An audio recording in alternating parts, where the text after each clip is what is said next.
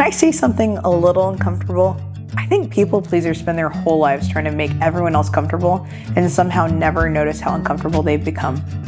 And as a recovering people pleaser, yeah, this one feels a little too personal. Hey, I'm Shannon, and this is the Before You Go podcast. A few minutes of truth for the road ahead. Okay, so let me start off by saying this. I am absolutely a recovering people pleaser. Like, if this episode feels weirdly specific, it's because I know this one personally. And honestly, I think for a really long time, I convinced myself that this was one of my strengths. Because I care about people, I genuinely do. I want to see people feel seen and loved and respected. And somewhere along the way, I think I started confusing that with the idea that everyone needed to be happy all the time. And this is exhausting. Because if you're a people pleaser, then you know exactly what I mean. You replay conversations in your head, you overthink texts, you say yes when you want to say no, avoid hard conversations. Maybe it'll blow over and you tell yourself it's not worth bringing up, when really you don't want to cause a discomfort. And I think for a really long time, I told myself that this was just maturity. Like, I'm being the bigger person, I'm choosing peace, I'm being gracious. Because the tricky thing about people pleasing is it can feel weirdly noble. It can look like kindness, feel like patience, sound like grace. But somewhere along the way, I had to ask myself, am I actually making peace here, or am I just doing everything I can to avoid tension? Because those two things are not the same thing. I heard someone years ago say, God calls us to be peacemakers, not peacekeepers. And that stuck with me. Because once I started really thinking about that, I started seeing that all over the place. Even in the scripture. There's a story about King Saul that hit me in a completely different way when I looked at it through this lens. And if you've never read the Bible, don't worry, I'll give you the quick version. Saul was Israel's first king. So we're not talking about some random guy making messy decisions. This is a leader, someone with responsibility, someone who God had trusted with something significant. And there's this moment where God gives Saul really clear direction. Not vague, not confusing, pretty direct. And Saul doesn't follow through. Not because he didn't know what to do. He knew. And when he gets confronted about it, at first he does what a lot of us do. He explains, he justifies, he kind of spins it a little, but eventually the real reason comes out. And this line stopped me. Saul says this, I was afraid of people, so I gave in to them. And if I'm honest, I understood that immediately because I know what it's like to care so much about how something lands with someone that you start editing yourself before you even open your mouth.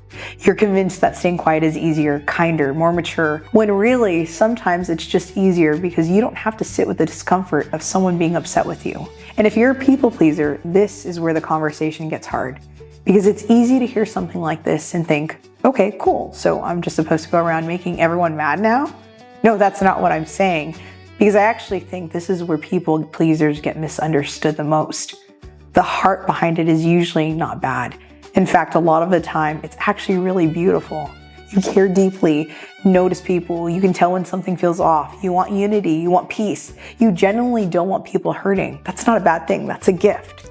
The problem is when that gift gets twisted into feeling responsible for everyone else's emotional well-being, because then it stops being, I care about people, and it starts becoming, it's my job to keep everybody okay. And those are not the same things. And I think that this is where I'm still learning. Because as a recovering people pleaser, the uncomfortable part of growth is realizing that someone else being uncomfortable with your honesty doesn't automatically mean that you were unkind. And that's easier to say than live. Because if you're anything like me, your brain immediately goes, but what if they're upset? What if they misunderstood me? What if they think I'm selfish? And honestly, sometimes they might. But I think maturity looks like learning not to confuse someone else's disappointment with your disobedience.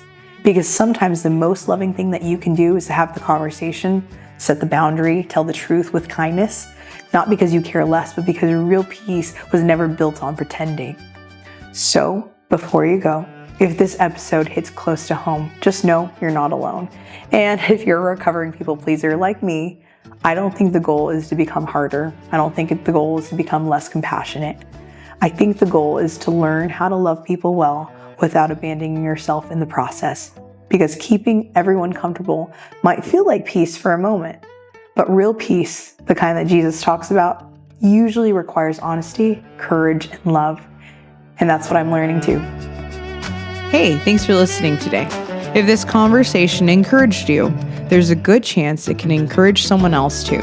So if a friend, coworker, spouse, or a family member came to mind while you were listening, send this episode their way.